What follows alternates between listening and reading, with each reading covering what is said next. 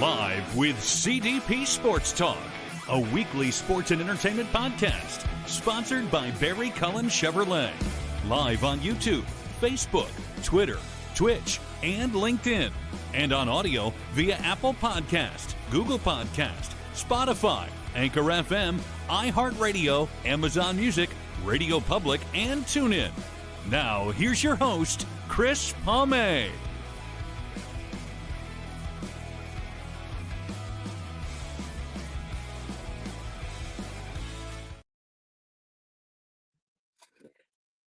Happy St. Paddy's Day, everybody. From yours truly, CDP. Good evening. Welcome to season 13, episode 19, overall 679 on this happy St. Paddy's Day here on this Tuesday, March 17th, 2026, I believe, 2026. Yeah, I still got the year right. Welcome to Live with CDP Sports and Entertainment Talk Show, brought to you by our friends at Barry Cullen Chevrolet dealership, located at 905 Woodlawn Road West in the Guelph Automall. Check out their website, barrycullen.com, for the newest selection of new and pre-owned GM vehicles, along with some great selection of all-electric vehicles and Cadillac vehicles as well. You can call the dealership at 519-824-0210 and tell them Chris Palme sent you, or you can email them at info@barrycullen.com. Barry Cullen Chevrolet dealership has been family run and operated here in the city of Guelph since 1969, and yours truly brought his Trailblazer in for servicing today, and Andrew and the team at Barry Cullen Chevrolet took care of my vehicle needs and great customer service, and that's one of the reasons why I've been with Barry Cullen Chevrolet dealership for 26 years, is because of not just their great products, but their great customer service as well.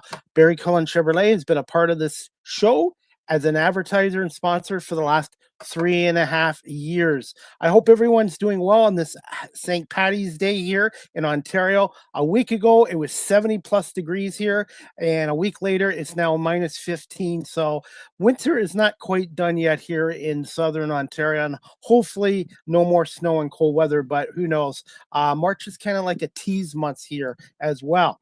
I hope everybody is doing well, and I'm looking forward to my guest tonight. This is his fourth appearance on our show, and his first appearance since I had him on with his friend Nino a couple years ago, and they had actually an earthquake during one of our live streaming shows. So it's been a little while. His name is Chris Spinelli. He is an actor, producer, and a stand-up comedian out of Los Angeles. He's originally from Colorado, and he's also a huge sports fan as well. And we're going to talk to Chris about his latest movies and maybe some comedies at Denny's that he does on a weekly basis with Jay Hewlett, who's a comedian who's been on this show and was in one of Chris's movies recently as well. And we're going to talk to Chris a little bit about the Olympics. I know he's going to tease me about the States beating Canada in hockey and men's and women's in the Paralympics, and also in baseball too. And we've got World Classic Baseball final tonight, Venezuela against US at 8 o'clock as well. But before you watch that game, you got to tune into the show with Chris Spinelli, and we're going to bring Chris Spinelli on right now. Just give me 1 second. Good evening, Chris.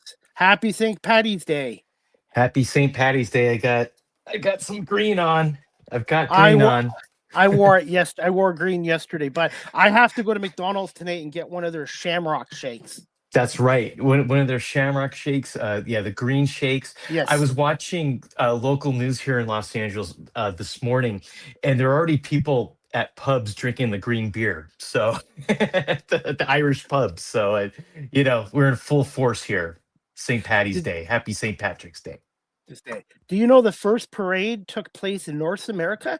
It was either in New York or Boston in the 18th century, long before they came common in Ireland. And I believe in Chicago, the city of Chicago, they've been dyeing the river, the water green since 1962. Wow. Yeah, and I did see that on the news the other night. So they did dye it. It's pretty cool. Such great traditions. I love it. What do you like about it the most? What do you do to celebrate St. Paddy's Day as a person? Well, I mean, you got to have some, bangers and mash, any type of Irish food, which is, very traditional. I think when I was in my 20s, I would probably have green beer every once in a while. I don't really do that anymore, but maybe I'll have to get back into that again. Is there still a big Irish population in the LA area? Yes, there is. I mean, because LA is just so there's so many different cultures and so many different people that because everybody comes from, around the US, around the world. And definitely there's a lot that there's a good mix of us. I'm Italian and Armenian, so of course there's a huge Armenian population in Glendale, California, which is not that far from me. And but yeah, you get all different walks of life here. That's what makes it Have so fun. Have you thought about being in an Irish St. Patty Day movie one day? Somebody should Oh, make a St. Patty's Day movie. that'd be kind of fun. I know they had all the leprechaun stuff going on for a while. The horror movies. Maybe something Have like that. have you been over to Ireland and that before? No, I've not. I've No. never been over there. How about yourself? Have you ever been over there? No, that's on my To bucket list. There's a number of Yeah, countries that are bucket lists, and I've had a number of people on my right. show from 10 different countries, and it's like I want to go to each one Yeah. of these countries. So that's one Oh, country that's on my yeah. bucket list. Absolutely. And actually our friend Lauren Kirshner, she's been to Ireland before and she told Jay and I about it and it's just amazing, with everything. You get all the authentic food and everything. Yeah. So really cool, really good. By the way, how is Lauren doing these days? She doing okay? Yeah, she's fine. Hey, Lauren is on a show that I do a podcast called Comedians at Denny's every Wednesday on our Facebook page. And Lauren is one of the original creators of the show, or she with I think with Jay and our other friend Jonathan originally created the show.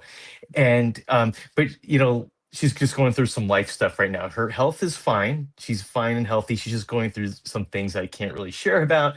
But Yep. at the same time, we hope to have her back this year though. And Jay, the other, comedian I'm with on that show, Yep. we're in touch with Lauren. We keep in touch with her. But I think we were sending some text messages back and forth last week. So she's fine. She can't wait to get back out there again. She can't wait to get back on the stage and of course back at Comedians at Denny's. Shoes Oh, I'm sorry, you broke up. You broke up, Chris.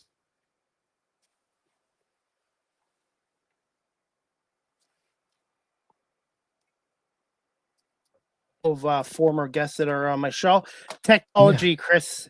Oh, Hey, that's okay. That's okay. yes, Yeah. So I hope you yeah, got all that. Yeah. Good. yes. But now I want to ask you this again. What was the story behind meeting Jay and Lauren? When did you meet them? Yeah. Oh, yeah. That's a great question. So Jay Hewlett and I, we go back really far. We go back to I want to say the late '90s. We were both in a comedy group that did stand up comedy, but it was almost like a theater group for stand up comedians. It was this show called Thursday Night Live. It was in Sherman Oaks, ran by Barb and Steve North, and it was a workshop. We would go to the workshop, but then there'd be a show every Thursday night, and they would rotate through us. So that's how I met Jay. Jay and I were both in that. And the fun thing about that show was like stand-up comedy, but it was still kind of in a theater setting. And one of my favorite things, usually each comedian would do a little, maybe like a 5-minute set or something. But we kind of had different things to incorporate ourselves into the shows. So for example, I would be the doorman, meaning that I would be up in the front, taking people's tickets or they'd be paying for tickets. And they didn't know I was a comedian. They wouldn't know I was part of the show. But then once the show got going, every once in a while I would just appear as a door guy and I would be able to do a little of my stand up. Then I would go away and then I would come back. And that's kind of like how I love to do my comedy. I love emceeing and hosting because you get to go up there like on stage like throughout the show and maybe do a little bit here, a little bit there. So being the door guy, I loved it. So that show is where I met Jay Hewlett. And then we were out of touch for a while. And then I think around 2017 or so, that's when they started Comedians at Denny's, and I would watch it. And Lauren actually was in the same group as well, but I had left already, so I didn't really know her. But I think I sent her a messenger and I said, "Hey, I'd love to be on Comedians at Denny's," and so I was their guest. And then when our other comedian friend Jonathan was there, Jonathan Themius, he's got a very lazy demeanor, and I'm usually like up and happy and go lucky kind of guy, and so our contrast was just so funny. And so then they asked me if I wanted to be a regular on Comedians at Denny's. I said, yeah, great. And so it's been like about 7 years, maybe longer now, maybe about 8 years that I've been with them, and it's been great. So it's great to have to be back with Jay Hewlett as well. And as you mentioned earlier in the intro, that he's been in some of the movies that I produce, and so it's great. I see him often now. Do you have a Yeah. comedians at Denny's this week since you want to plug that? Yes, yeah, that'd be great. Now we had a show last week. We sometimes we have a guest. We had a comedian on our show last week, Tom Wise. Very funny. He's based in Florida, and he was our guest. I haven't spoken to Jay all week. Sometimes we don't have a show every Wednesday, just depending on our schedules. I know Jay might be in Phoenix, in Arizona. He did a show there. I had it written down somewhere. Um, he was just on the show on last Saturday at the Laughing Pit Comedy in Phoenix, Arizona, and he headlined there. And I haven't spoken to him this week, so I don't know if we're going to have a show tomorrow. But if we do, um, we'll announce it on either on Facebook, on Instagram, or on X. And I can give you all those handles later. And it's normally 8 p.m. Pacific, which is 11 o'clock Eastern time.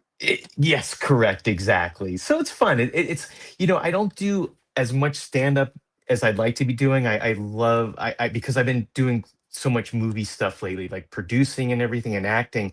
So Comedians at Denny's has been just a great outlet for me just to kind of scratch that itch and kind of perform in a certain way in comedy, which I love. Another way, Jay and I do this too. We host film blocks at the Santa Clarita International Film Festival, and that's every December. And they always want comedians to host the blocks because we kind of warm up the audience before a movie or a short film, a short film, short films or something, like that.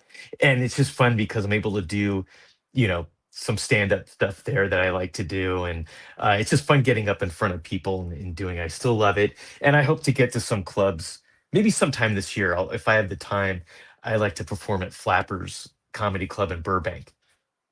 By the way, Yeah. Jay was in my area about less than a year ago. He was in Oh Toronto. yeah. He was in Toronto, Yes. Niagara Falls, but unfortunately, I didn't get a chance to see him. So I told Jay the Right. next time he comes to Ontario to give Yeah. me a little more heads up notice, and I'll either come to see him in Toronto or Yuck Yucks in Niagara Falls. And the comedy Yes. business here is hot too. Yeah, that and Yuck Yucks, that's such a great club. Yeah, I've never been there, but I mean, Jay's told me about it. And I mean, that's the thing with Jay too. He tours a lot, which is really good. He leaves LA. He's going to be in Florida. He has a lot of friends in Florida, and he works on some shows out there. Like I said, he was in Arizona, this last week. I'm not sure if he's back in town yet, but I'll find Yeah. out. So we'll find out sooner or later if we're doing a show tomorrow night. Chris, can you tell our audience a little bit about your latest film projects as an actor and producer? Yeah, I mean, and that's what's great is like I know you mentioned I haven't been on your show in a while, but I've been fortunate. I've been lucky, been working on a lot of things uh lately, and all through Cinema Epoch for the most part with my friend and mentor Gregory Hatanaka, who has been running his distribution company, Cinema Epoch, for a number of years.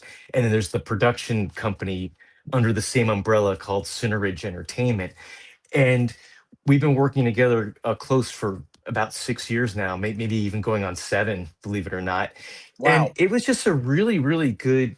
This past year was really good, and a lot of our movies we do for the streaming world. So you can find a lot of our movies on Tubi, which is great because you can get the app on your phone or your laptop, and it's free.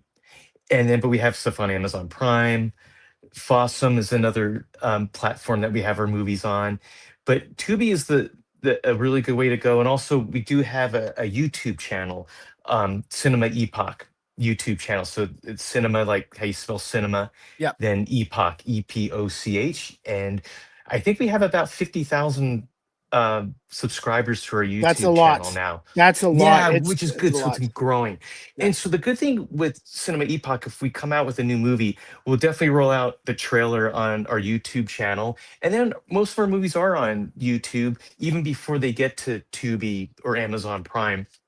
And I was fortunate, a little over a year ago, I directed a movie called Shadow Death, a horror movie, and that came about because a movie that we were going to shoot kind of fell through. So I had this idea of a killer, grabbing their victims out of the shadows, or into the shadows. And I didn't write like a full screenplay, but I did write like a detailed outline with dialogue and everything for maybe like 3 or 4 days. And then we shot it for 2 days at a studio called Inclusionary in Los Angeles. And basically I knew that studio because I had scouted it out. So basically I wrote the script around some of the sets. Like there's like an old castle set that kind of looks like a dungeon, so I was able to use that. There's an apartment set or a house set. There was like a little outdoor street and things like that, so I wrote the script around that. And then we shot it at that studio for 2 days. And then I was sorry, one day, and then the next day we were at this other studio called Four Hearts in the valley, just outside of Los Angeles, which I don't think it is there anymore, or it might have new ownership. But we shot the movie in 2 days, and then I had just a half a day for like pickup shots because we had to make it a little longer. But that Shadow Death, that's on YouTube, and it might be on Amazon Prime now as well. And I'm just looking at the credits. A great cast. The thing that helped me with Shadow Death was that since it kind of came together really quickly, um, a lot of the people that I work with all the time. So that was really fantastic. It made that process so much easier. A lot of the cast, Luca Tamati, Brian Brewer, Johnny Mask, um, Everett Smith, all these people, Shane Ryan Reed. I'm looking at those because I'd like to make a disclaimer too. I work with so many people, and I definitely want to give it props out to as many people as I can. But just in case I forget someone, don't be offended. I just work with a lot of people, but so it was just a fun movie to make. And then Kevin Stevenson is another director that works with us, and we actually Greg distributed a couple of his earlier movies.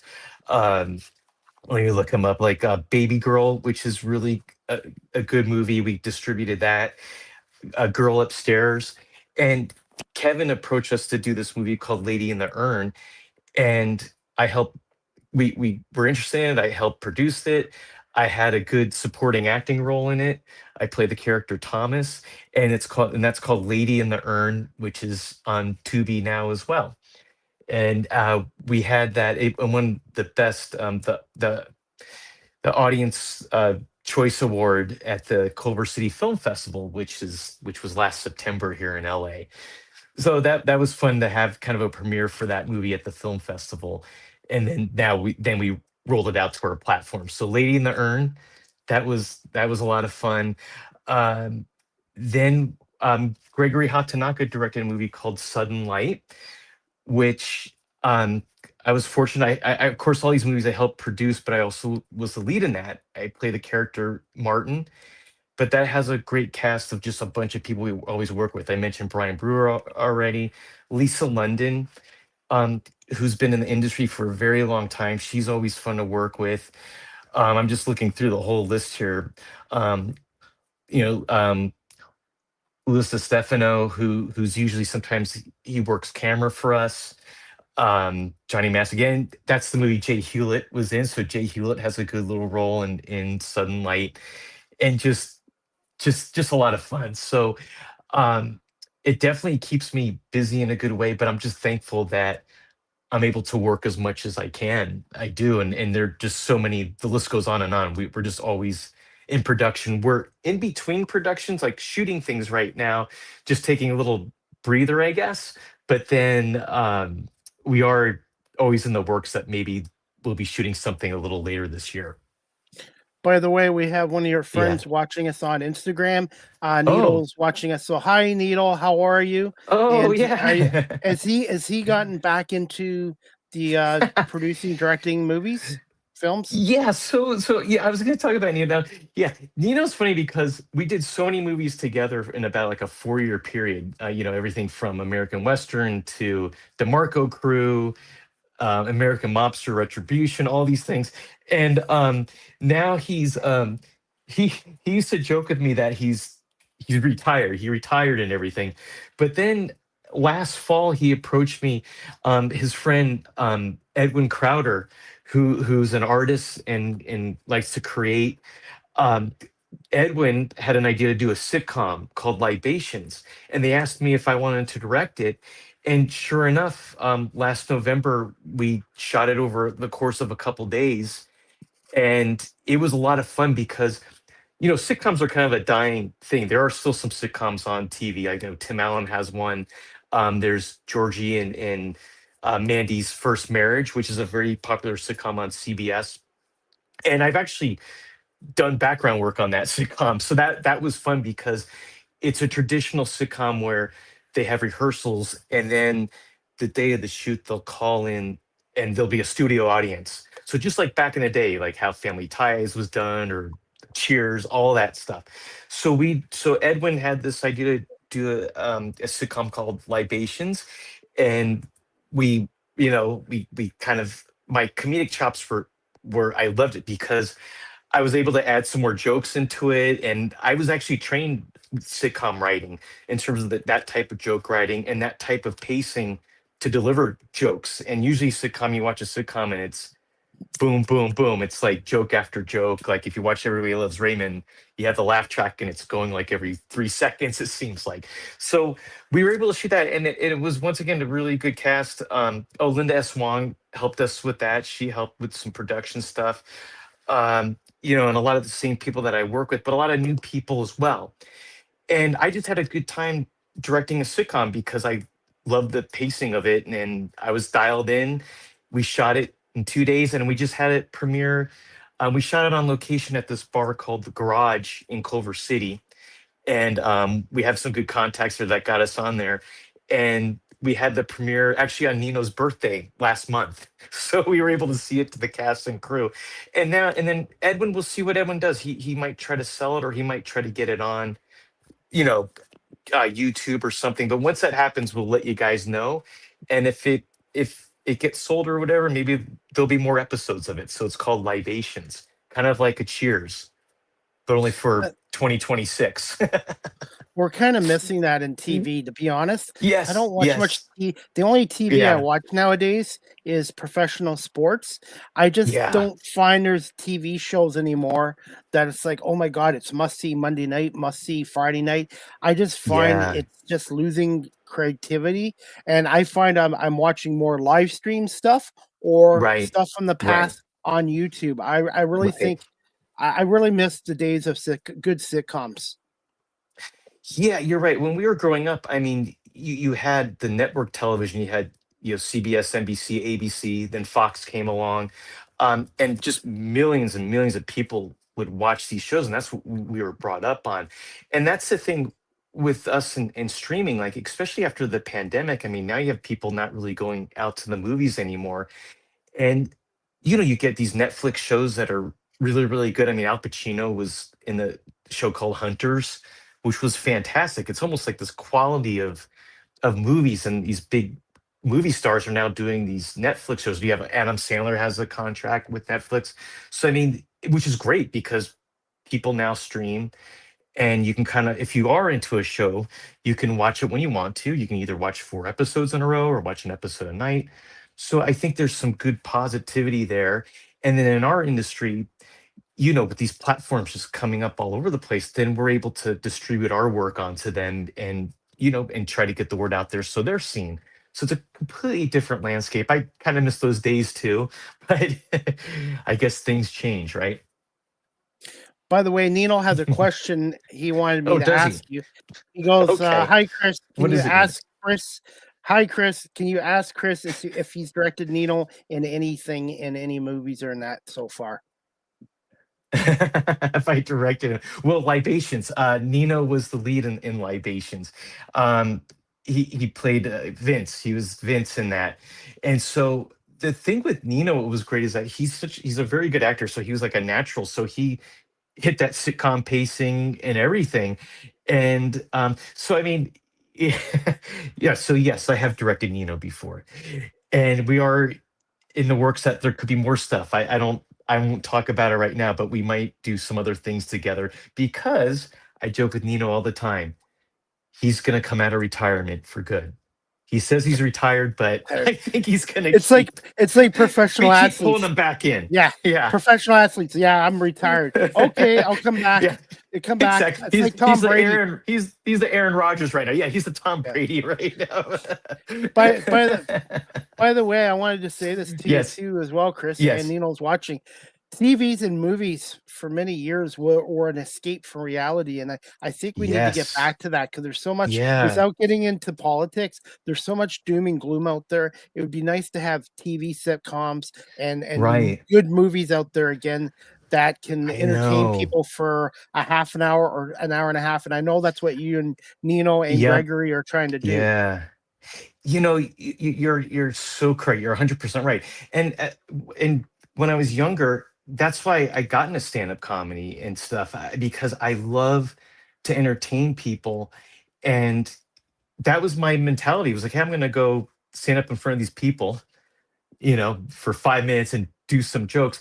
But I felt always satisfied because I was getting people out of their day, whether they came from work or whether they have, something coming up that they're stressing out about.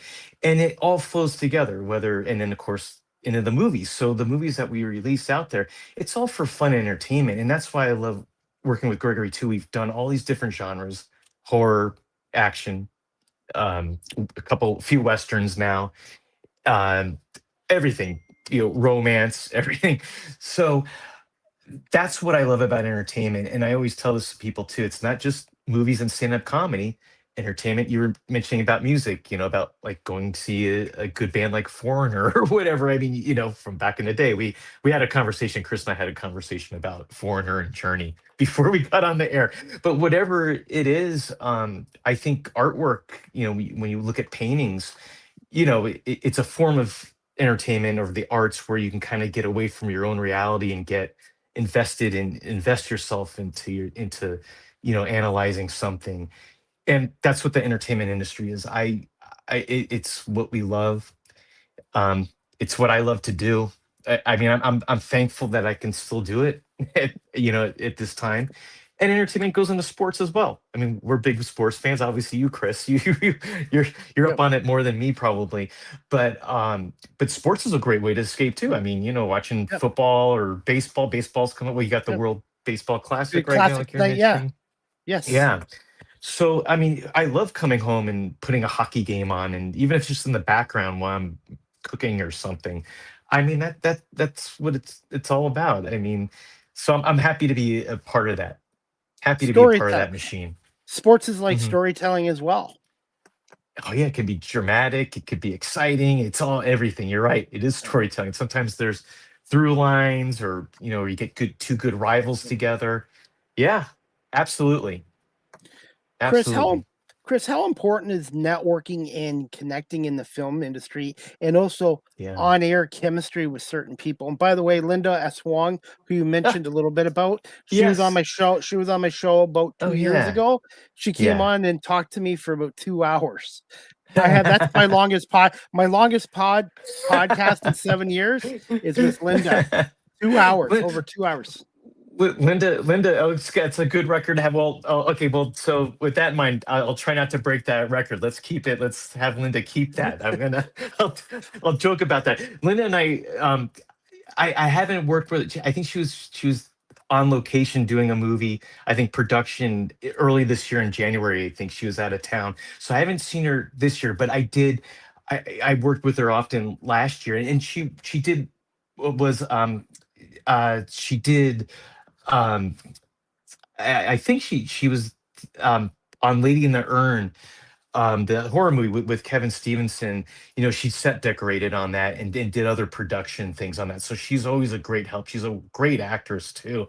And I've been lucky to you know do a lot of scenes with her. We did a great scene in American Western, Nino's movie, because I was kind of the bad guy in that movie, and we would banter back and forth and stuff like that. So we always joke about that.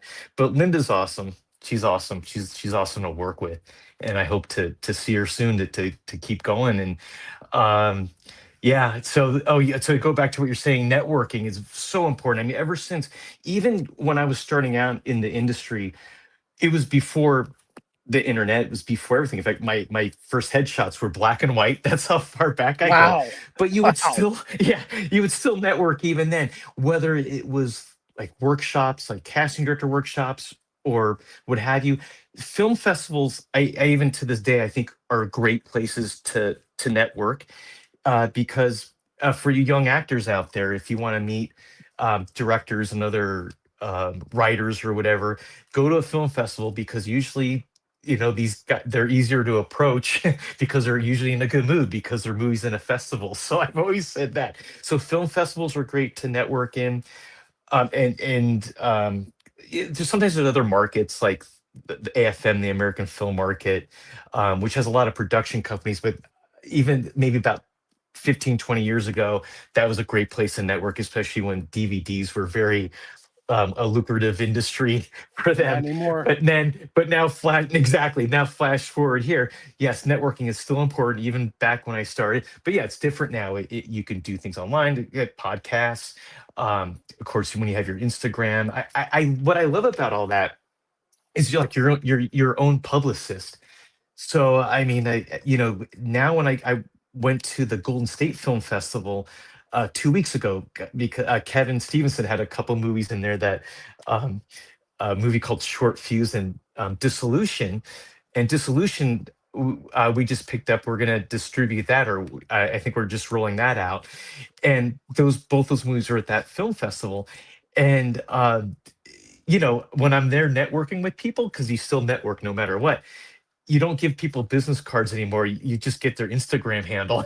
So it's like, look me up on his Instagram, and then that's it. I mean, I love it. I don't have to get any business cards done ever again. But I still use them. but I still yeah, use them in digital ones. But you're yes, right. Nowadays, okay, here's my TikTok page. Here's my right, Instagram handle as well. And I wanted to ask. There's something else I was going to ask you, Chris, and right. I forgot to ask you. Oh, now I Oh remember. yeah, Yeah, sure. for me being in media too. I reach out to professional sports teams. I reach out Yeah. to these local dessert festivals. I was at a dessert festival a Oh, couple weeks I ago. saw that. I saw that. Yes, I and saw you that on guys your don't TikTok. know what it's like in the States, because butter tarts is a Canadian tradition. Oh wow, I've been a butter tart judge where I tasted 16 of them. You guys, that's awesome. next time you come to Canada, Chris Yeah, and Jay, you guys got to try butter tarts, absolutely. and these little festivals, local festivals. I give out my business cards, but I also have people approach me for interviews. So I'm networking and Yeah. connecting and making Yes. contacts. So I tell these people that are Right. wanting to get into radio or media, you got to get yourself out there. People aren't going to come to You you. do. You have to go out and do it yourself. And I'm sure as an Right. actor and a Right. producer, you still have to do that too. You do. You have to put the legwork in all the time, because you don't do something for a few days, and you feel like you're slipping away. And you know what? It's funny. I like it though. I mean, to me, I mean, look, I take the industry and acting and producing all that very, very seriously, but also I enjoy it. So I'll give you an example. My IMDb page, and if for you out there, your audience, you go see a movie, you like an actor, look them up on IMDb, the inner the database, internet database, movie database, and my IMDb page, I'm always updating it. I always put all my credits on it, and I'm always updating. I'm always putting photos up there. I think I have over 1,000 photos up there. Wow. But I Wow. like, yeah, and just because it's whether it's me in movies or me on the red carpet or whatever, and I actually have fun doing it. I look at that part of it like more of a hobby. Like, oh, I'm gonna put these 6 photos up because I was at this or whatever. So, you guys check me out on IMDb, and that's another good place to keep up with me and what I've been working on lately as well, because all our credits are listed there, and you'll get my latest photos. It's what, Chris Spinelli 79? Yeah, it's My IMDb. Okay. Yeah, Internet Movie Database, and Nice. you just type in my name, Chris Spinelli, and I'll come up. And that's the other good thing too. Then you'll see a lot of the people that I work with on a regular basis because there's so many talented people I work with. I mean, I'm just looking through some of these, and um, it's great. I have to give a shout out too to Jamie Greffy. He's one of our directors, and I've been working closely with him. He wrote a couple screenplays, some screenplays for Greg. Um, Maybe a while ago. There's a movie called A Christmas Love, which is like our one of our, like a Hallmark style movie. And I was fortunate; I was the lead in that movie. But Jamie Greffy wrote that screenplay, and we made the movie. And then about a year and a half ago, he started making movies for us. And so I produce a lot of his movies, and I act in some of them. But he has a really great approach on making movies because we want to get as much content as we can out there sometimes. So he'll make a movie, sometimes multiple movies in one day. And they do have a beginning, middle, end. They have like just a detailed outline, and we'll just go and shoot it at a location and we'll get it out. But he has a lot of movies. He has a couple of movies that came out this week called Maid Robot 1 and 2 came out. And he's done some other movies last year. We did Apologize and the Haunted House movie. So just a lot of fun genres, but he's very talented and a lot of fun to work with because he has the same passion as a lot of, like Nino, and Linda. I mean, he has the same passion as all of us, to keep creating, and it keeps us young, I guess. What makes a good producer and director? I think what communication for sure. Communication. You have to communicate to everybody, especially as a producer, because sometimes some of my jobs, sometimes I wrangle the actors, so maybe I'll send them a call time or a location, and if their call time changes, I need to get back to them right away. Um, well, and I was talking about Shadow Death earlier. Like I said, we were gonna do another movie at that time, and it just didn't work out. It just fell through. So then a lot of the same cast for the other movie I used in Shadow Death, and then basically I had to communicate to them like in one night, just text after text after text saying, change the plans. This is what's going to happen. And then eventually I sent them the outline for Shadow Death.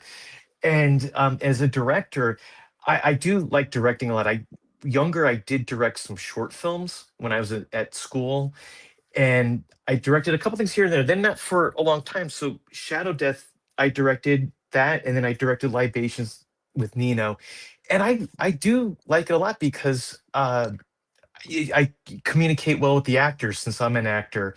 Um, I can kind of feed into like what direction I want them to go. A lot of the times, like I said, I work with so many talented people. They're already there, and sometimes, and as a director, I'll take suggestions. I remember on Shadow Death, since that had to be done in such a short amount of time, um, an actor would suggest something, and if I liked it, I'm like, that's awesome. Go for it. I never would have thought of that. Do bring that to your performance or do that in that scene. That sounds good. So it's all about communication both ways, and patience. Patience, because the industry, I always joke about it, you're running off and joining the circus sometimes. It can be very hectic and fast paced and crazy and what have you, but you keep your head above water enough and you'll get through the day. By the way, I have another viewer watching on Instagram. He was a guest of Yes. mine. He was a guest on my Okay. show a while ago. He's from California. I think half the people on my Nice. show is from California. I Yeah. feel like I live in California. I know You half the should. population. His name is Edward Hearn. He was in the U.S. military for Okay. 20 years, and Oh, now he's a good, good. professional motorcycle racer. So maybe one day you guys can do Cool. a movie about somebody that becomes a motorcycle Yeah. racer. Yeah, and that's great for production because if he can do his own stunts, and it's great for production value to have someone on a motorcycle. So no, definitely. Well, we'll go through all my handles. He can look me up. He can send me a Yes. message. And Edward has a question for you. He wants to ask you, Chris, have you ever Yes, yes, worked go with ahead. Angel? He wants to know if you've ever worked with Angel Studios or Netflix or made any YouTube short movies. Yeah, so with Netflix, I haven't been a producer on any of their shows, but uh, Everybody's Live with John Mulaney, the comedian. He was on SNL as a writer, and of course, in some of their sketches now, he tours as a comedian. He's very funny. He has a very unique style, like his joke writing and everything. I think he's really funny.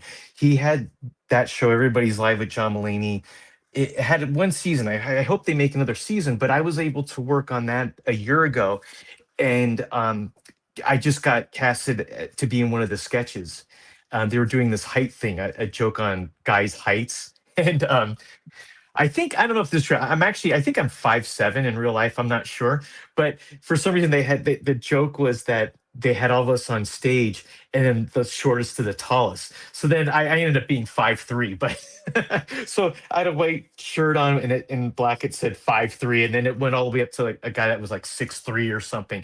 And that was a lot of fun because we went and we rehearsed the show, and it was another show where they brought in a studio audience, and it's a Netflix show. So I think like millions of people saw the episode. So we were all brought on. It was kind of, and we were earlier in the episode, like in a little sketch where John Mulaney's kind of walking around inspecting us and everything.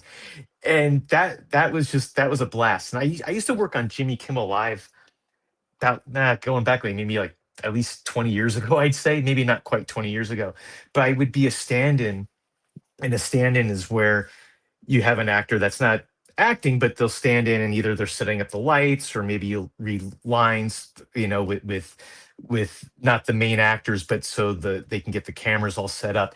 But I used to work on Jimmy Kimmel Live kind of often as a stand-in, and sometimes I would be in some of their sketches, if they had a sketch on Jimmy Kimmel Live. And so when I worked on John Mulaney's show, I loved it because it just reminded me of those days. That type of fast pacing for late night talk shows is so incredible. I mean, you get these writers probably writing like up until the show, and then it's just fast paced. They're rehearsing all this, and they bring in a live studio audience, and then the show happens. So I love that pacing. So that's what I've done with Netflix, and then short films for YouTube. Besides the movies through Cinema Epoch, and in most of our movies, all our movies are feature length. Maybe a long time ago, I was in a short called Carmine and Carlucci. This is going back really far. And that's kind of a joke between Gregory Hatanaka and I, because when I met Gregory, and it was at a networking event, believe it or not, years ago, I had a little flyer for that and I gave it to Greg. I said, "Hey, I'm in this short on YouTube. Can you watch it?" So he still has it. I think I still have the flyer somewhere. Maybe next time I'll bring it out if you have me back on your show. But that was a YouTube short, but I don't think it's there anymore. I don't think it's on there. But right now, currently, nothing except what I do with Cinema Epoch on for YouTube. And I don't know if there was another question in there somewhere that he had. Not Was quite. did that cover it? Did that cover Yeah, it? I think so. Oh, good. Okay. Now, Thanks for the questions. yes, definitely. What makes Cinema Epoch so successful? Why is it so successful? Yeah. I think because, when Greg started his companies, it became successful very quickly because in the 90s, late 90s, early 2000s, I mean, like I was touching on before, DVDs were so popular. And at that time, this is before all the internet stuff for streaming. So it was just a different landscape, and it was a lucrative thing. There were a lot of big deals that would happen for like DVD releases or distribution of DVDs. The industry has kind of flipped upside down now. But so he started off successfully like that, and then more recently, we're successful because we always change with the times. The streaming world is changing constantly, and sometimes we'll make a movie, and it can come down to the content of the movie. Like there's certain things you can't do. Like for example, maybe you can't be smoking a cigarette on camera, or else it'll be dinged. Like it might be harder to get picked up by a streaming service because it's kind of a negative thing. Maybe you can be holding a cigarette and maybe talking in a scene with it, but now this is different than theatrical. Theatrical movies, yes, you can be smoking in a scene probably, and it doesn't matter. It's a theatrical release, and including like f bombs. Like you can get a movie in the theater and you can have f bomb after f bomb.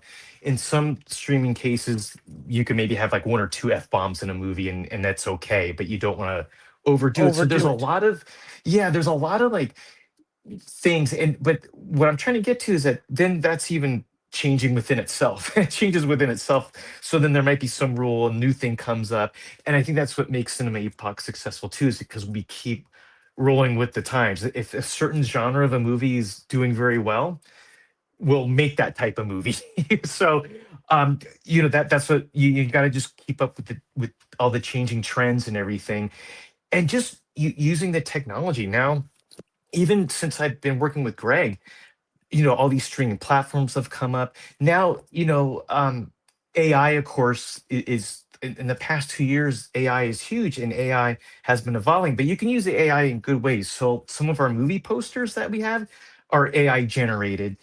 Some of the, if you look at some of like our poster for Sudden Light, that's AI. And so, or, so we change with the technology and everything, and that's what keeps us successful too, is we're up with the times. So everything kind of goes with everything that's current. So that's very important. That's very important. Yeah. AI has a lot of positives, but do you find that Yes. it's gonna affect the film industry going farther, or is it just a matter of how to use it the right Yeah. way? For AI, I is that yeah, I think how you use it the right way. I mean, I think also, with SAG and the Screen Actors Guild for actors and other unions, they're already trying to put some legislature together to try to combat that, or try to prevent AI going out of control. Especially, I think what was it? There's that actress, that virtual actress. What was it? Was it something? I forget her name, but she was an AI generated actress, and like an agency in Hollywood picked her up. And so that was very controversial. And then I think that's when other unions or guilds stepped up and tried to stop that. But I think AI can be used in good ways, like I said, in the artwork in a poster or for special effects. I mean, if you have a car chase and there's an explosion, I mean, AI can come in handy in those situations. But I think the big controversial thing is the replicating of an actor. Like, you don't want your voice used or your image used in a unsolicited way, and I think that's the big thing. But AI can be used correctly. I just think overall, with movies, I don't go to the movie theaters a lot anymore, just because, or like we were saying earlier in this show, we have habits of streaming things. But there's no doubt that I love going to a movie theater because of the large screen and the And the sound. So popcorn, I the hope that, popcorn. yeah, popcorn, yeah, the popcorn, the red Yeah, vines, the Coke or whatever. yeah. Yeah. I mean, and I'm sure you were the same too, Chris, and a lot of us watching. Um, I used to go to the movies all the time, at least once a week, Yeah. sometimes multiple times. Every movie that was out, I probably saw it. Now I'm not like that at all. Like, the Academy Awards were a couple nights ago, and I loved the Academy Awards. I was glancing at it, and there's a lot of great work out there. But I'm like, most of the movies I didn't see. I heard about them, but back in the day, I would have probably seen them in the theater. But I know a lot of those numbers are down for moviegoers and theaters, but hopefully they won't totally go away, because I still like that when I can go. To be honest, Yeah. I haven't Yes. been to the movie theater since 2022 when I saw the Joker Yes. movie. The Joker movie, Oh yeah. it was a good movie. It was on the dark side, but Yes. I was like you, Chris, for a long time there. I was going to a movie Yeah. once a week, or at least a couple Right. times a month, and I haven't Yes. been as much. And I it just there hasn't been a movie that's come out that's like, oh my god, I've got to get to this movie theater. No. And I think, yeah, I saw the Joker movie as well in the theater, and then I saw the Mad Max one, the Furiosa.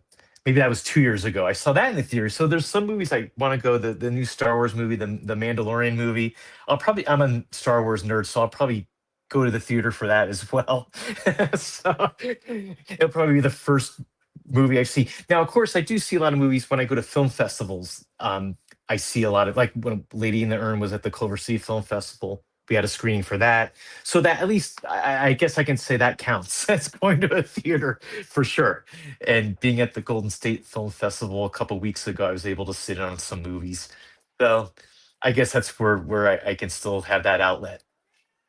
What was the Golden State Film Festival like, and how many film festivals have you attended in your career? And do you plan to maybe Yeah. one day do the Toronto Film Festival, which is every September in Toronto? It's the International Film Festival. Oh yeah, and that's very big. That's huge. Yes. Yeah. So last year, well, since last September, Culver City, the Santa Clarita Film Festival, which is every December up in Santa Clarita. Lisa DeSouza runs that festival. It's about 5 years old now, and I knew her. She's a filmmaker as well. So I was in a short film she did about 6 years ago called The Film. And then she was telling me, she's like, I'm going to start a film festival. And she did. And so ever since then, Jay and I, we go back and we host some film blocks every year. So that's fun. And then the Golden State Film Festival. So I've been to 3 since last September.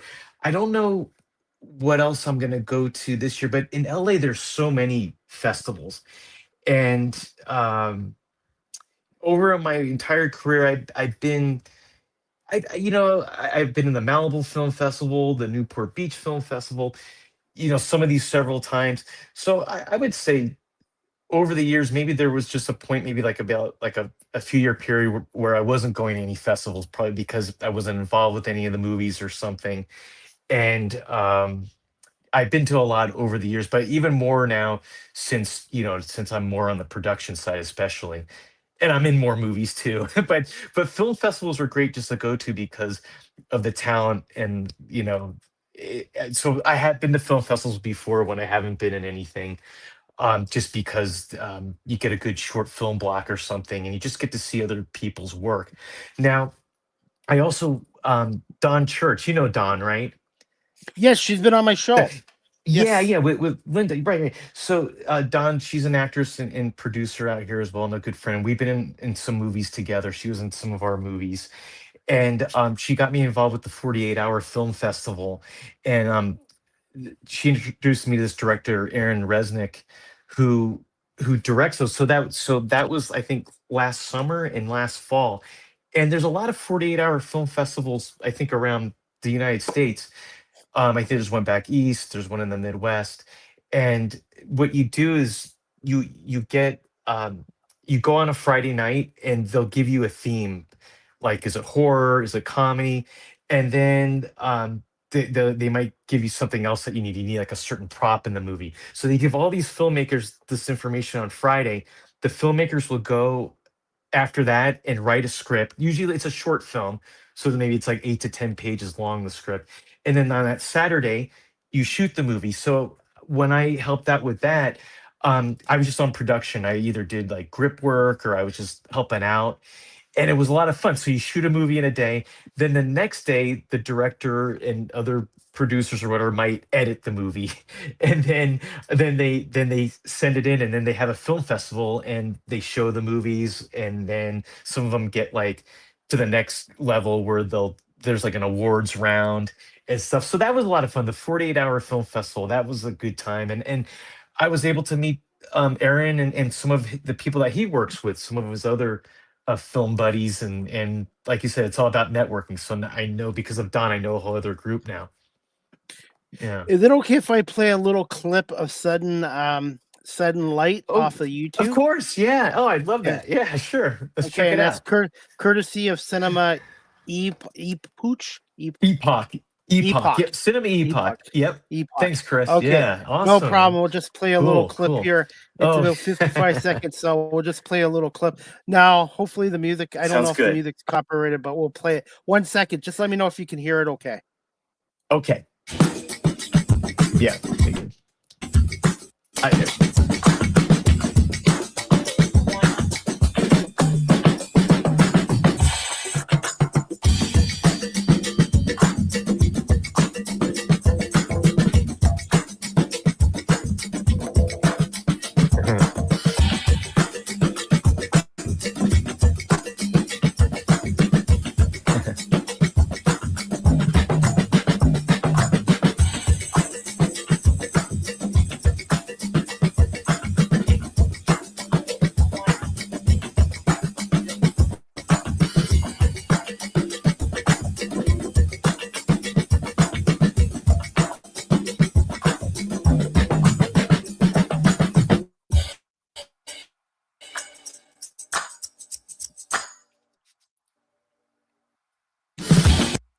Chris, just thoughts on Hey. this on the thriller teaser Hey, all right. No, and that's this great. reel. Yeah, that was the trailer, right? And yeah, that sudden light, that was so much fun. And it's, we do a lot of different genres, and that's just a fun ride. It's kind of like a surreal action movie with, just a lot of characters in it, a lot of interesting characters in it. And like I say, I'm Martin, and it was had a great time. We shot that off and on for maybe 2 or 3 months or so, and we had a blast making it, and it's a lot of fun. In fact, I've watched it twice because it's one of those movies where you can pick up new stuff every time you watch it. But we had a really good time. Chris, where And like I is said this earlier, movie? I got to work with some good people. Oh, sorry, go ahead. Yes. No, yeah, Chris, where is this movie available for people like myself who haven't seen it yet? Is it Yes. available on Amazon Prime, Netflix, Tubi? It's the Tubi. It's on Tubi now, and I think and YouTube, on our YouTube channel. Um, I'm not sure about. I don't know about Amazon Prime yet, but Tubi is probably the best place to watch it. And so it's really easy to, just type in Sudden Light and it'll come up. Had a lot of fun, and then you saw me running. Um, that was probably the most exercise I had in a long time when we were shooting that part. But it was fun action, good fight scenes too. Chris, when you're in a movie, whether it's Yeah. Nino or Gregory directing you, do you have any input into your characters at all during these movies? Yeah, we do have freedom with that because we've worked with each other so much. Most of the time, sometimes we do movies that are sometimes improv movies, like I was saying about Jamie Greffy, and sometimes we collaborate off of each other. Um, with Sudden Light, I mean, that did have a script, so I knew how that character wanted to be. I think Greg told me early on how he wanted that character done. When I work with Gino McGahee, he's a filmmaker in Massachusetts that I work with. He's one of our directors, and he does mainly horror movies. So he just did a movie called Dark Places, which is now on Tubi. So, but check out his work. But I've been in a couple of his movies. Um, like let's see, kind of Scary Tales. So, Scary Tales, Dead Zone, and Scary Tales, Dark Walker. Those were scripted movies, and I my character in that is Jay. So in that movie, no doubt about it that I stuck to the script and everything, and I did bring elements to that character on my own. And then when we were shooting it, we basically would shoot a movie like that just straight from the script. Now we might have had some input or some improv a little bit here and there, or like, hey, can we try it this way? But I remember that movie. It stuck to the script. Another one of our filmmakers, Rich Mallory, who I'd been in some movies for, Felines. I was fortunate he gave me a nice role in that movie. With Rich's stuff, we usually stick to the script because it's worded in a certain way where the character has to kind of talk that way, has to either say those lines in a certain way, and the story is told in a certain way where you do have to say it per the script. Other things I've worked on, you can stray from the script. It just depends. When I work with Nino, um, I think the most important thing as an actor, depending on the movie, you want to sound as natural as you can. So you don't have to say every word by word. You can kind of stray off, and sometimes you're in the moment. So maybe your character will say a different thing, or even if you don't have the line down as written, you're still going to say it because your character's in the moment and you'll figure it out, whatever the situation is. So I think it's a combination of stuff. So some projects, yeah, you're on this one end of the spectrum where it's improv and you're just whatever comes to your mind, you're saying it, and the story's just taking a life on its own. And then the other end of it where it's scripted and you do want to stay with the script because that's the best way to tell the story after it's shot. Nino is Yeah. still watching us on Instagram. Thanks, Nino. And I want some of that And homemade Chicago pizza. By the way, I want that homemade Chicago pizza of his. Nino Nino knows how wants to make it. Yeah. he just wanted to say We used to have cast rehearsals for the American Mobster, Wise Guy Christmas, the Marco Crew, and American Western, Yes. etc. Yes, that's right. And so yeah, not everybody does that, but Nino likes to do that, and it was good because we had the time to do it in pre-production, and that's a good way for the cast to kind of gel together to bounce it, work through the scene. So then when we shot on those days, we were pretty much there. We were already warmed up and everything. Um, so that was very helpful. Sometimes you don't have that time. Sometimes you'll get the script and you only have a week to do it, to get off, to memorize it, or make a movie, and then we're just right there. But most of us have worked together so much, and we work so well together that we can improv if we have to, or hey, let's do a fight scene here, and then we'll just choreograph something really quickly. So it makes it fun. It keeps us on our toes. And one of another movie I did for Gina McGahee is Deadly Western, and he came out to California to shoot that with a lot of the people that he works with in Massachusetts. And this is 3 years ago now. So he flew out to LA, to work with Greg and I, and we did two movies, one called Fatal Justice and another one called Deadly Western. And in Deadly Western, I had a good supporting role, and my character, when I was rehearsing, because we did have a long time to work with the script and everything on our own before they came out here to LA, but I was able to develop a fun character where he kind of talked kind of slow, and he was sort of like, to me, I made him like the most non-cowboy guy. Like, he was a cowboy, but he comes into town not on a horse. He's walking into town. He was kind of lazy. So when you have time to prepare, it's always fun to do that. And I was able to bring a fun character to it. But overall, I was to the script though. Then whatever Gino was also the screenwriter on that movie, and so whatever he wrote, for the most part, I said the lines how he wrote them. So there's a lot of combinations of things as Thoughts for preparation.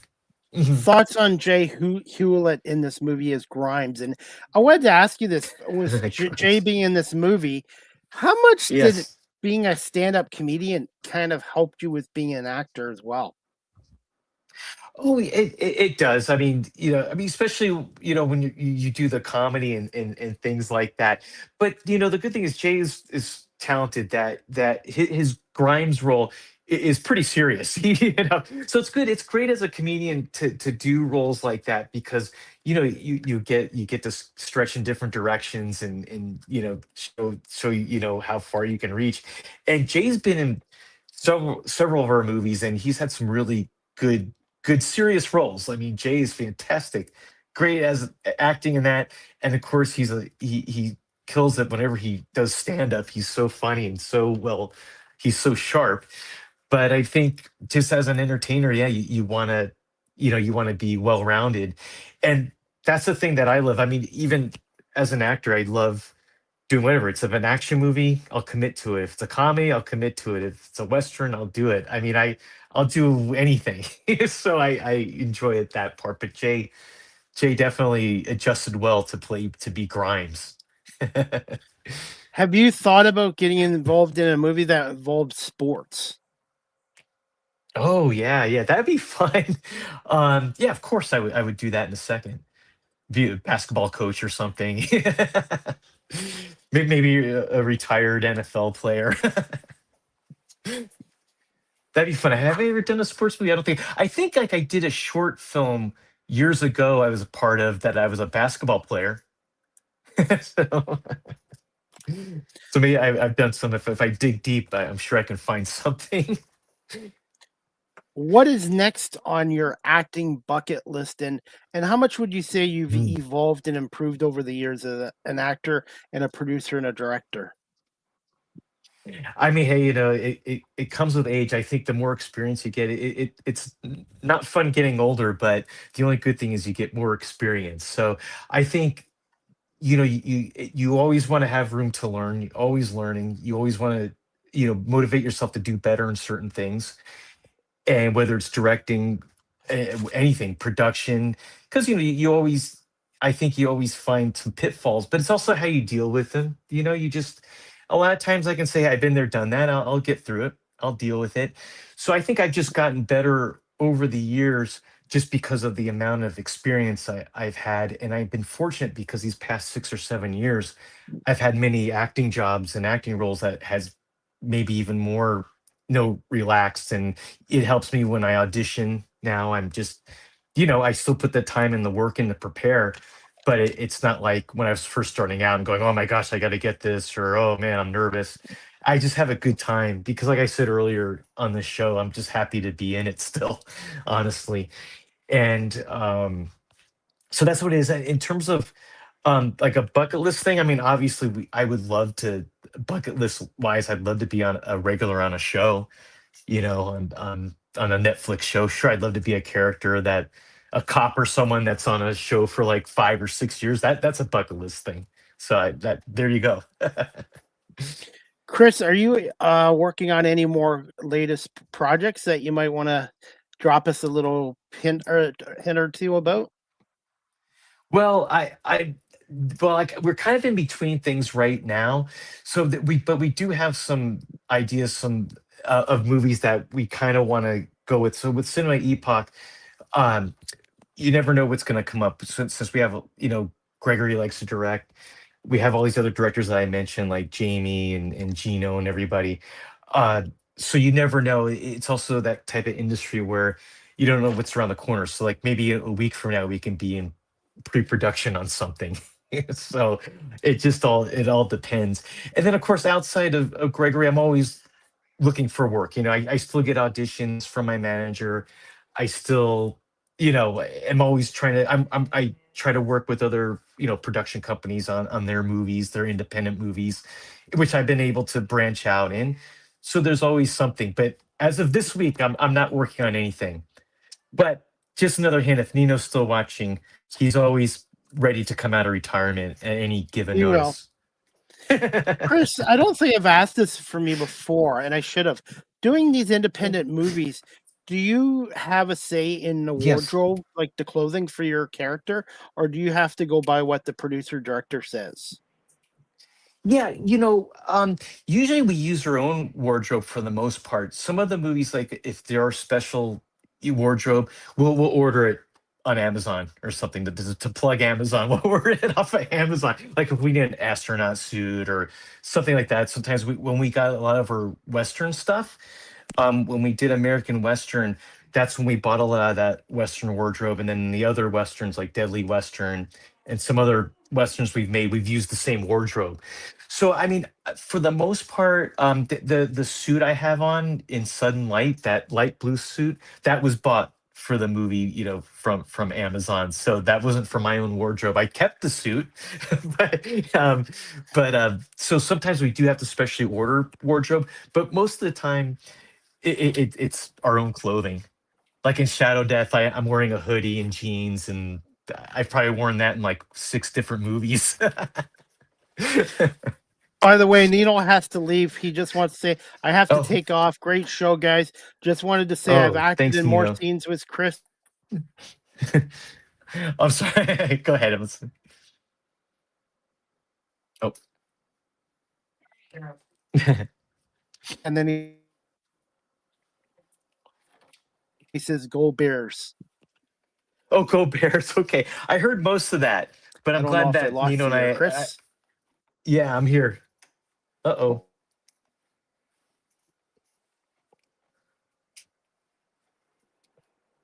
Oh, with Are you Chris good? Oh, Spinelli. And yeah, I'm good. oh, Technology. can you see I me? have everything.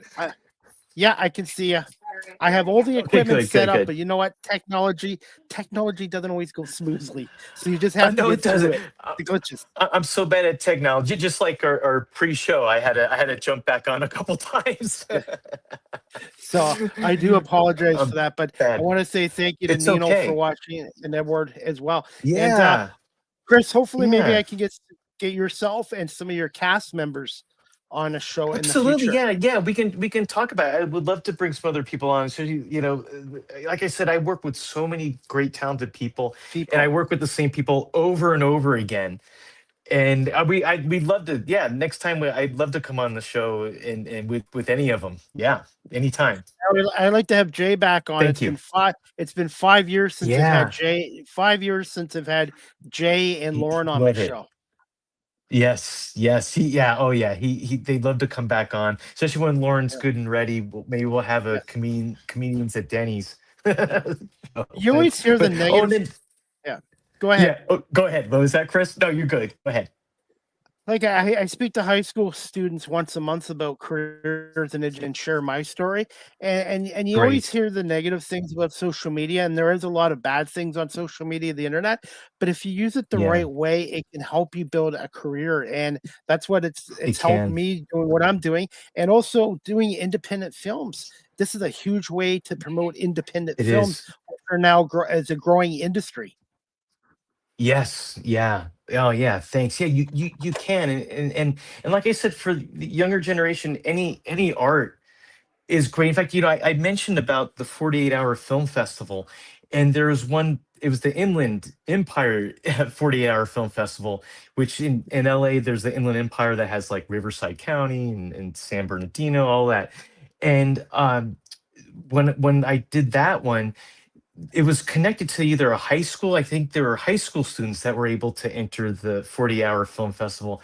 And I was speaking to some of them, and it was great to see the younger generation. These kids are 17, 18 years old, probably. And it's like passing it down to a great art form, filmmaking. It's such a positive thing. It brings people together. You problem solve, like we've been conversing about. Sometimes it gets a little crazy, but you always work through it. And I think it's great. And just to have these young people be creative is so important. And it's not just, like we said, not just filmmaking. Pick up a guitar, pick up a paintbrush, whatever. The arts is beautiful, and I think that's what keeps us together. And like you said, Chris, it helps us escape our reality sometimes, you know. By the way, Edward Hearn's still watching the show. He says Oh, hey, Edwin. he's now following you on Instagram Oh, and Facebook. So, thank you. and Oh, great. Edward's a friend of mine, and I've never met him in person, but he's been on my show, and I think you guys should do a story about him because he's gone from the Yeah. military to a Oh, professional wow. Yeah. motorcycle racer in California. It's amazing. Oh, I'll follow him back. I'll follow him back when we get off. Yeah, that's great. That's Chris, great. it's No, been appreciate that. no problem. And that's what I love about the show. I've actually connected a lot of guests with other guests. And that's what I love about the show, too, the storytelling, the learning aspect, and Yes. also being able to connect and get people to share their stories on here. Because this isn't just a sports show. I love my sports, but this is a very Yeah. diverse show with diverse guests and topics. And it's an opening Right. platform for people that want to come on here and share their stories.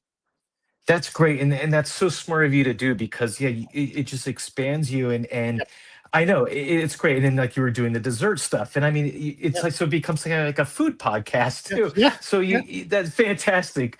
No, yep. that's awesome. That's great. You're doing a great job, and I'm glad that your show has grown.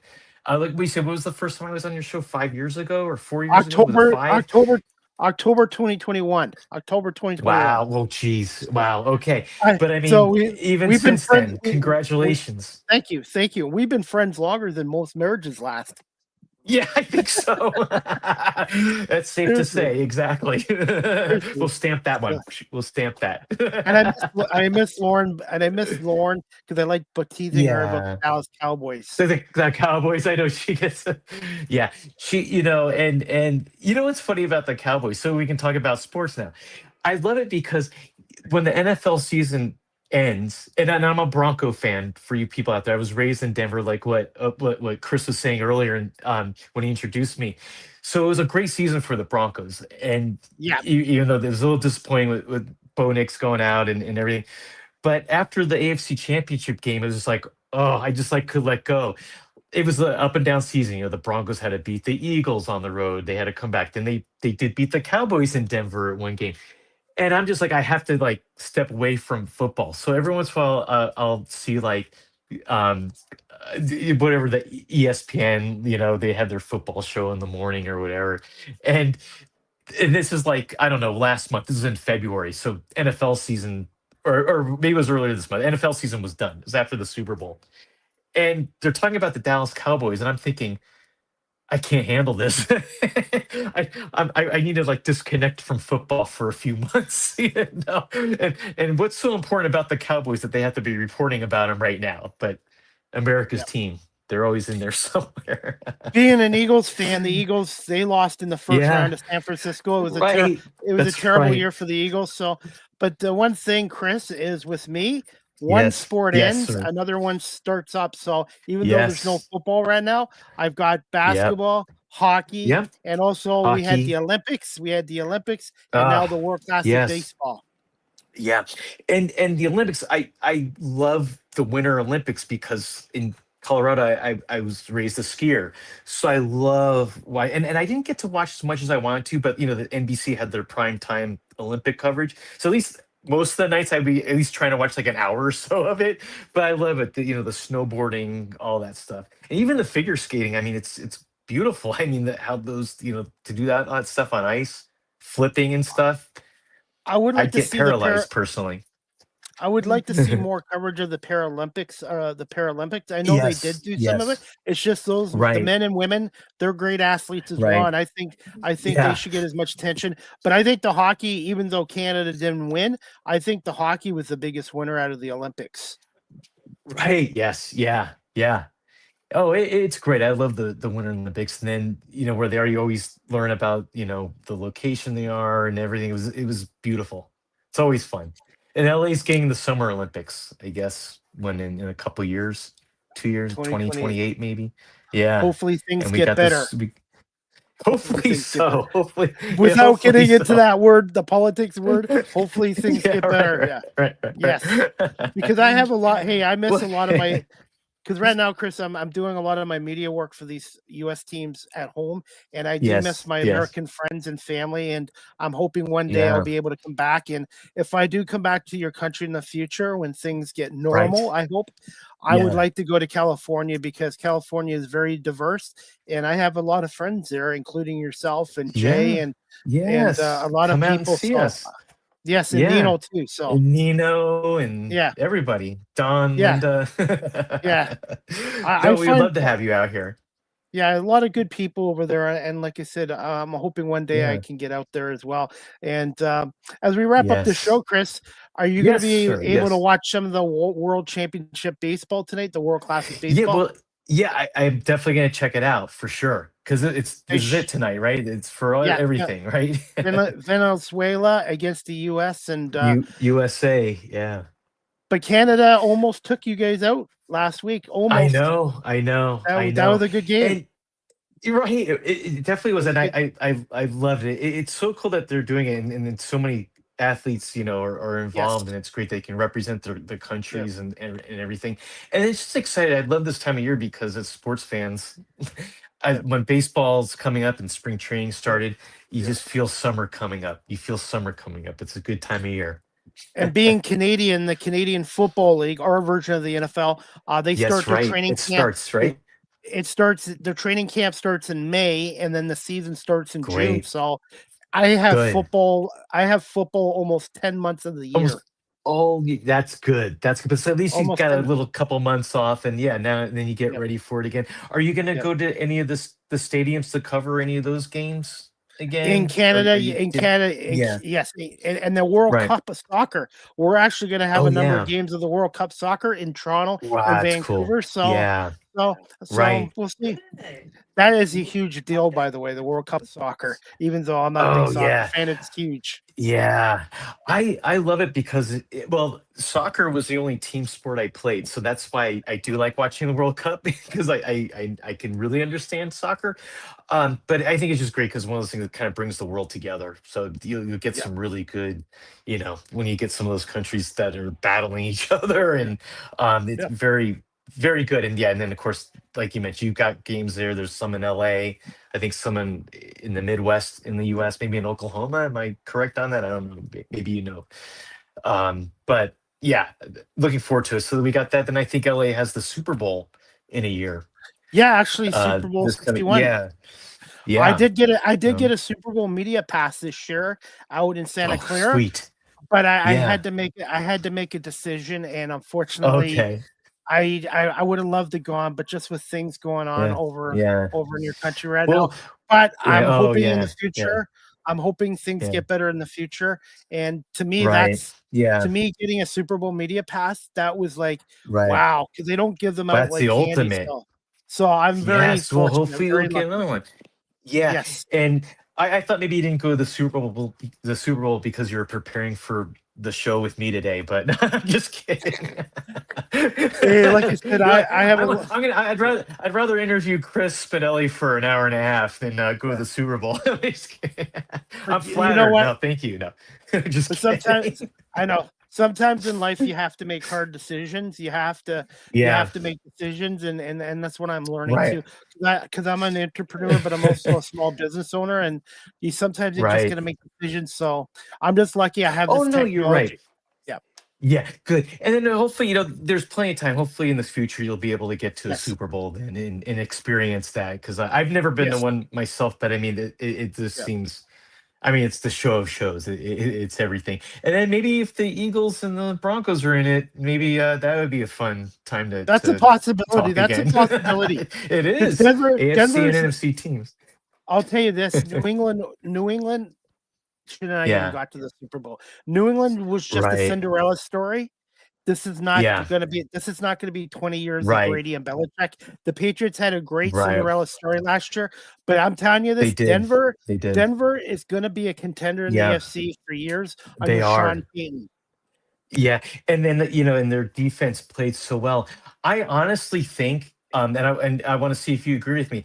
Out of the final four teams, the Seahawks, the Rams, the Broncos, and Patriots. I think the Seahawks were the best team out of the final Yeah, four. I think they would have beaten.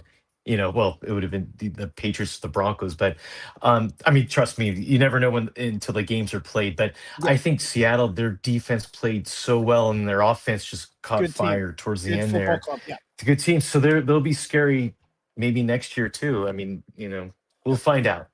We'll find out. And what did you think of the World Series this year? I thought Toronto should have won the series. I really thought they Yeah, outplayed the sure. I Dodgers, know. but the Dodgers they just find ways of winning. But that was one of the best World Series, It was regardless one if of the best. LA That wins. game seven, Yep, yep, was unbelievable, and Toronto should have won it, but it's unbelievable. And yep, I am a Dodger fan. I actually because I've been in LA for so many years. I'm more of a native in LA. The Colorado Rockies weren't a baseball team yet when I was growing up as a kid. So I used to years ago. I worked at Dodger Stadium actually in their merchandise department, and so I've always liked the Dodgers. And it's kind of a neat story too because my dad grew up in New Jersey, and he was a Brooklyn Dodgers fan. So that's really cool. So he's wow, always been the National League fan wherever he lived. He was a Mets fan for a while. Then he lived in Chicago for a number of years. He was a Chicago Cubs fan. But then but he's out here on the West Coast now, and it's just fun rooting for the Dodgers with my dad. And I think I number one, it's unbelievable that the Dodgers repeated because it took so many years for a team to repeat. I think they were the first National League team to repeat since the Reds in the yeah, 70s. 76. Yeah, Yankees yeah, 98, 99, and 2000. exactly for the American League. So that is unbelievable because baseball, there's usually a different champion every year, it seems like. So that was really, really cool. And then, like you said, I mean, Toronto was just so close. They had that game. They actually had that game. And I think when I watched that game, I didn't sit down once. I was standing the entire It time. was But great hey, drama, great it was a drama. game for the ages. Game for the ages. And we got to see it. And that's on my bucket list too. I want to go to a Dodgers game, even though I'm not a Dodgers fan. I'm a Detroit Tigers Yeah. fan. I want to go to Oh Dodger yeah. Stadium one day as a Yes. baseball fan, and that's why we love sports. Sometimes our teams win, Yeah. and sometimes our Yeah. teams lose. It's just like your career in acting in the film industry, Yes. like mine. You're gonna have your successes, but you're also gonna have your disappointments. So you just have to Exactly. learn. You just have to. Sports is just it's so much Right. like life. Yeah. It really is. It does imitate life well, and I mean, you got it all right. I mean, and Dodger Stadium is what one of the third, one of the remaining Third three of the oldest. old ballparks. Yeah, like Wrigley and Fenway Park and Dodger Stadium. So yeah, Dodger fan or not, you go there and it's just beautiful scenery. You see all the mountains and the hills, and yeah, it's just I think that stadium was built in 1962. So yeah, it's one of the old gems. Toronto Yeah, actually now has the seventh oldest stadium, the Rogers Center, the right. Skydome, but they just spent Yeah, $400 million renovating it. So if you ever get to that's come up to right. Toronto, you should go to a game. It's right I would where the love CN to. Tower is, and there's Yes, it's in all the that entertainment area. industry. Yeah. And by the way, Right. I did go to Toronto last May for a baseball game, and then I got to see Mary Kennedy, who's a comedian from LA, Oh, I know, perform Mary. at Yes. she performed at Second City in Toronto, which is 10 minutes from the Rogers Center. Oh, So I got to that's do awesome. baseball and comedy. So hopefully, yeah, Yeah, Mary Kennedy's birthday is Mary's the same day as great. mine. Oh, that's cool. She was on Comedians at Denny's, and then I did a stand-up show with her like a year and a half ago. But she's Good very, very person, good funny. person, She's very good funny. person. Yeah, yeah, very funny. And like Jake, she goes and hits the road and gets out there. So that's great. That's awesome. Small world, small world. But I'm glad you It got to really see her is. and everything. It really is, Chris, Yeah. because last week I spoke at a high school, and one of the students is a nephew of a professional GM of a sports league team that I cover. And it's like, what are Oh the wow. odds of that? So, yeah, it really is a small world who you talk to. Yeah, Connections. yeah. It really is. It really is. Yeah. That's fantastic. Well, let's see if I'm trying to beat Linda's record. We're still got a long way to go. Oh, yes. Just Yeah. kidding. One day we'll try to bring Linda back on again We'll too. do it. But I guess we got some baseball to watch soon, right? Is the game coming up? Yes, We have to- absolutely. Good. Hey, I Chris, don't want to keep you for that because you need to do you need to do reporting on that. absolutely. And then I got another show tomorrow, and then I have a show on Good Thursday. for you. So 4 shows, Awesome. 4 weeks. Good. You're booked up. Hey, I Yeah, appreciate you having me on. Thank you yeah. very much. Well, It's a thank you. pleasure, Chris. It's Really the is. guests. Really is a It's lot the of guests fun. that make a great show. It's the guests that make a great show. I'm very Appreciate lucky. that. Thank you. Well, it was great. Thanks for everything. It was great to share a lot of the stuff I've been working on and everything. So yeah, um, Perfect. all good, my friend. What's a fun Yeah, fact about Chris yeah. Spinelli that your fans might not know about you? Oh, geez, let me see. Thank you. I gotta. Um, okay, well, this is kind of a bizarre fun fact. Um, whenever I have a pillow that I sleep on, the opening of the pillow always has to face left. And it's something I've developed since I was like maybe like 10 or 11 years old. And it's like a decision I made. And so if my pillow's not that direction, I'll face it that way. That's a weird fact about me. It could be a superstition, I don't know. But that's a fun fact right there. There you go. And this is a new segment on my show. It's called Ask the Oh, Host good. CDP a Question. Do you have a question for me before we wrap things up? Yeah, well, yeah. So, what's going on with you then? I know in the past, you've broadcasted some games, right? Did you broadcast hockey games, or you No, ran camera, one of those, or I something did like that? camera work. I did camera work, yes, for a number of You did. years. Okay, so are you do is any of that coming up or not? Not right now. Not right now. My focus right now is Okay, building this show and building my business up, building my brand good, up, and just trying to get back on a radio good. station or to continue to get this. I have listeners in 80 countries around the world now and almost Oh 11,000 wow, plays it's on great. Spotify. And it's hard. Doing this is not easy Yeah. work. People think it is, No, it's but yeah. Like we were saying, it's just a tremendous amount of footwork. But 80. You said 80 countries now, countries around, so yes. that's fantastic. I mean, but you see, but you're moving up the ranks and stuff. So just keep doing Yep, what you're doing. Keep your yep, same approach yep. and keep Passion. It's not what. advertising and everything. Yep. Yeah, I shouldn't exactly, say work. exactly. I shouldn't say work. It's a Right. passion. When you enjoy what Yeah, you're doing, that's not work. yeah. It's a drive, and like you said, you're your own boss too, so you can push yourself as far as you need to Yep, and yep. keep at it. Keep at it. We I all do. We actually all do it, no matter what industry. I actually put more Yeah. hours into this than I did my former career. And I'm grateful for my former Wow. career because it Yes. prepared me Yeah. for this. But when I hear stereotypes, you're working from home, anybody can talk to people, and like, Oh yeah. okay, you don't realize Nah. the on air stuff is the easy part, Chris. It's booking Yeah. guests, Yeah. promoting the show, editing video. Right. There's a lot of behind the Right. scenes work, and it's like a movie film. People always like Yeah. recognize the on air talent, but you got your producers, Right. directors, camera guys, Yeah. audio guys, the guys behind the Behind the scenes. scenes. Scenes, Yep. yeah. Yeah. And the other thing too that makes you talented, Chris, is that since you interview so many different likes, I mean, everybody, comedians, actors, Yeah, everywhere. musicians, and the sports people. So I mean, great talent, great talent. So you're not just like a one trick pony here. You got it all.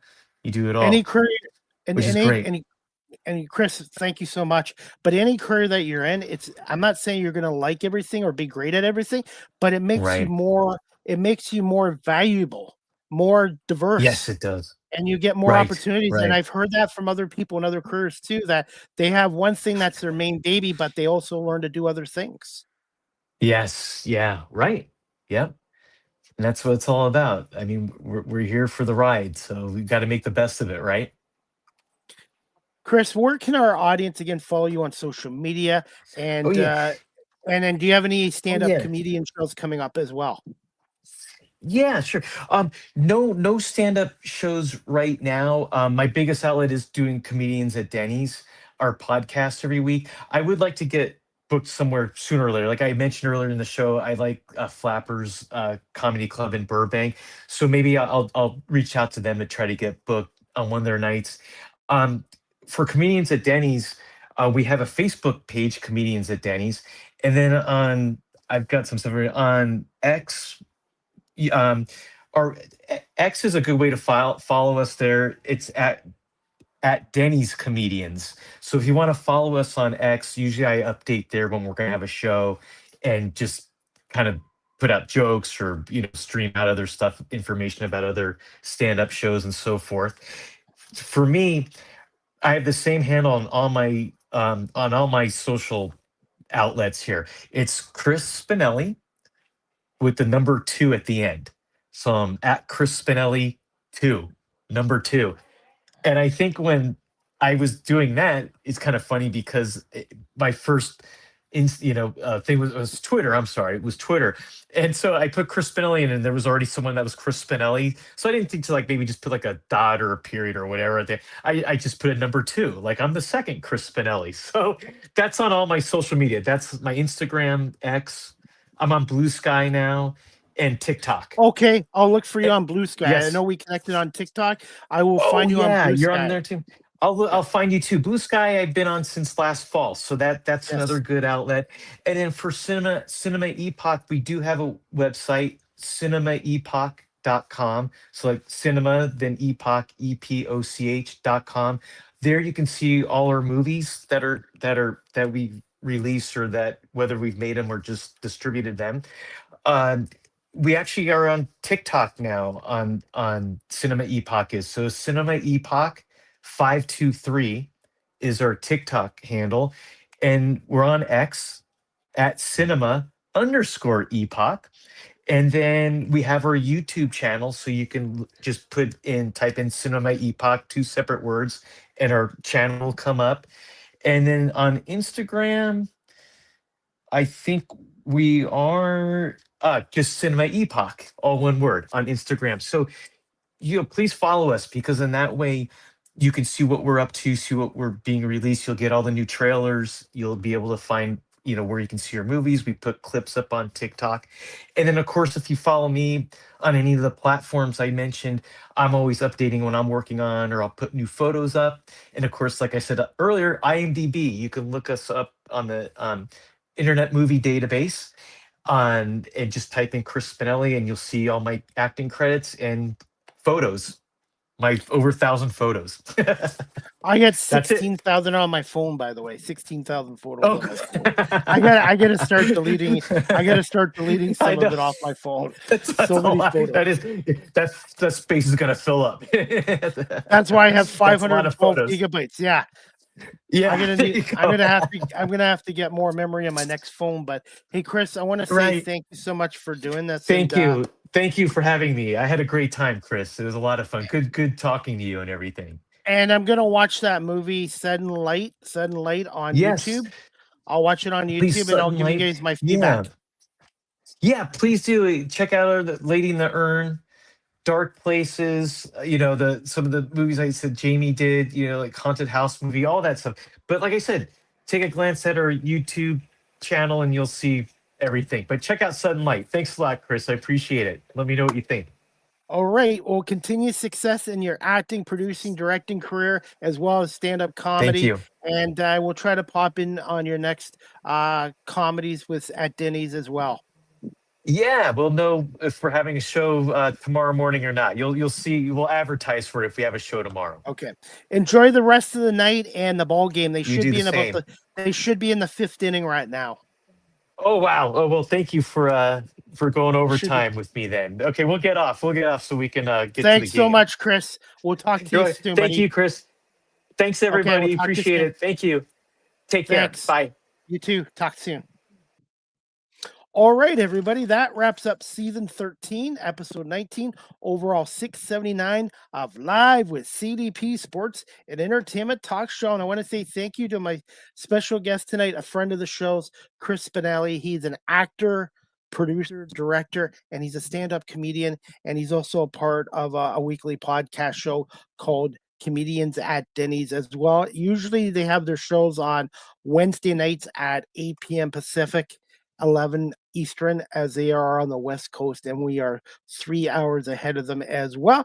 And before we wrap up this show, guys, my next Live with CDP Sports Entertainment Talk Show, brought to you by BarryCullen.com, is going to be Wednesday, March 18th, tomorrow at 4 p.m. Eastern, with special guest Mike Hogan, the manager of media communications and play-by-play voice of the CFL's Toronto Argonauts. We're going to talk to Mike Hogan about the upcoming CFL draft, some of the Argos free agency signings, and of course, the new head coach, Mike Miller, and the coaching staff, and some changes to BMO Field this summer with the World Cup taking place, and some changes to BMO Field after the World Cup.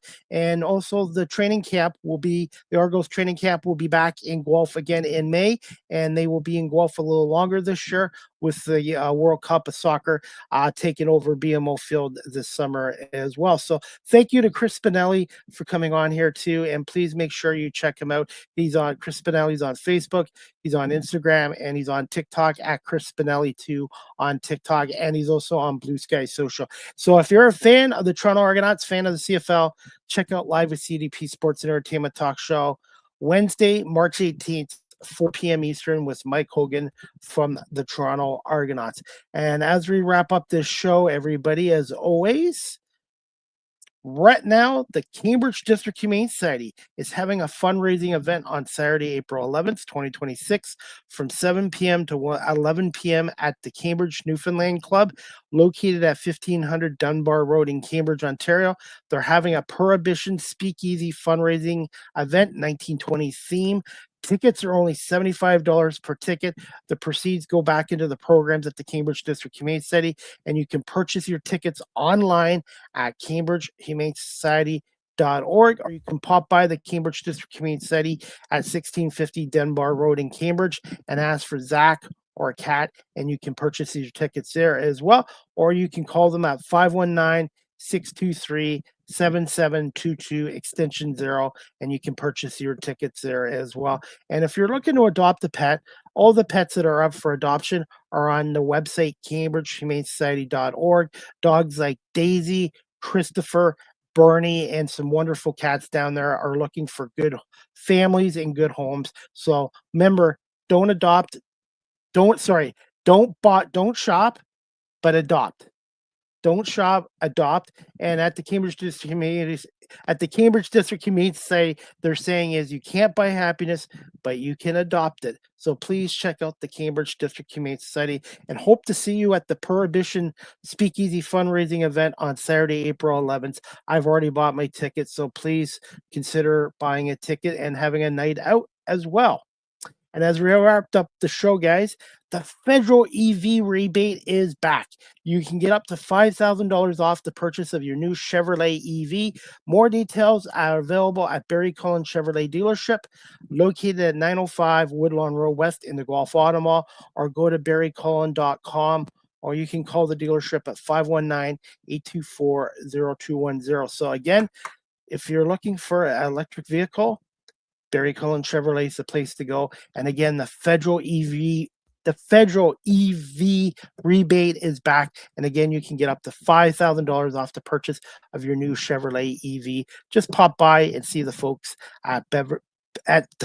pop by the dealership at Barry Cullen Chevrolet, and the folks there can help you out as well. And they have a great selection of all electric vehicles, Cadillac vehicles, and new and pre-owned GM vehicles there as well. And that is about it for tonight's show, guys. Again, I want to say thank you to Chris Spinelli for coming on here. And I'm looking forward to tomorrow's show with Mike Hogan from the Toronto Argonauts as well. And as we wrap this show up, guys, Friday night, 8 p.m., Fergus Grand Theater. Classic rock fans are set for an unforgettable night when FMJ Foreigner meets Journey, Canada's only tribute band to two of the rock's greatest bands, Foreigner and Journey, kicks off their 2026 theater tour at the Grand Theater in Fergus, Ontario on Friday, March 20th, 2026 at 8 p.m. Eastern. Event details as follow. Tickets are $65 a ticket. And the event is this Friday, March 20th, 2026, 8 p.m. Eastern. Tickets are $65. And the website is to purchase tickets is secure1.tickethub.com/TCW Fergus. Yours truly will be there to interview Michael Pelletier. Michael Pelletier. I will be interviewing him, and I will post some social media content from the TMJ, Canada's only tribute band to Journey and Foreigner. So if you love great music, Fergus isn't that far away. And for $65, you get a great night out for a couple hours and listen to great music as well. And some of my Foreigner favorite songs is Cold as Ice, Feels Like the First Time, and then Journey, Don't Stop Believing, and Any Way You Want It. So I'm really excited to be attending this event as freelance media. So remember to get your tickets, and I have all the information on the graphics again. So the Fergus Grand Theater this Friday night, March 20th, 2026, 8 p.m. Tickets $65. Again, secure1.tickethub.com/TCW Fergus. And that is about it for tonight's show. Thank you, everyone, for watching us live on Facebook, LinkedIn, YouTube, Twitch, Twitter, Instagram, and on listening on my audio platforms such as Apple Podcasts, Spotify, iHeartRadio, Amazon Music, and Good Pods. Again, thank you to you, the audience, for watching and listening to this show. It brought to you by our friends at Barry Cullen Chevrolet dealership. I hope everybody has a great night. And again, thanks to Chris Spinelli for coming on here, an actor, producer, director, and stand-up comedian. And we'll see you back here tomorrow at 4 o'clock with Mike Hogan, the longtime voice of the Toronto Argonauts and manager of media communications for the 19-time Grey Cup champion Toronto Argonauts. Have a great night, everybody. And again, happy St. Paddy's Day. Have a McDonald's Shamrock Shake for yours truly, CDP.